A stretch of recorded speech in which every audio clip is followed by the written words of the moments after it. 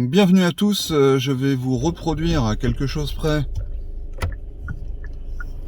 le premier parcours que j'avais filmé à l'époque avec mon téléphone.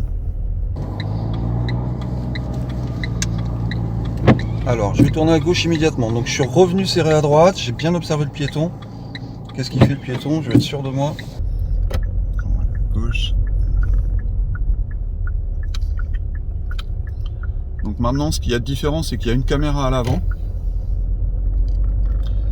Le smartphone il sert pour me regarder, ou plutôt pour regarder où je regarde, et une caméra à l'arrière pour la vision arrière.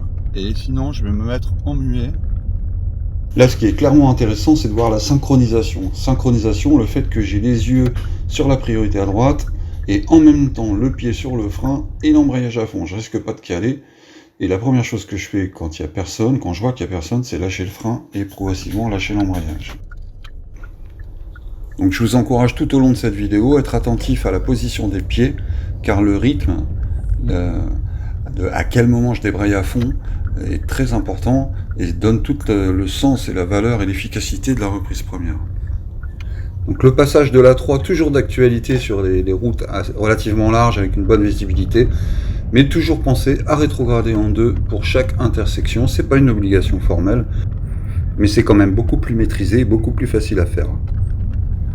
Alors c'est un peu comme la reprise première, il ne faut pas rétrograder en deux trop tôt, parce que si vous le faites trop tôt, vous serez amené à reprendre l'accélérateur avant d'être arrivé sur l'intersection. Moi j'arrive avec du frein, c'est beaucoup plus efficace. Ce qui fait que quand je vois qu'il n'y a personne, mon premier réflexe sera de lâcher le frein.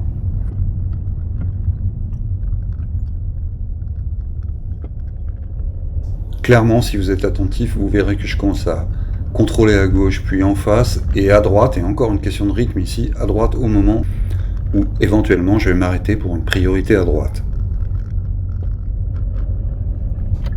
Considérez bien les stops comme des freinages de précision avant de vous préoccuper de savoir s'il y a du monde ou pas.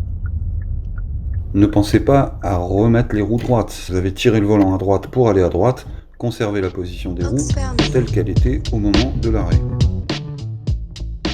Ox fermé.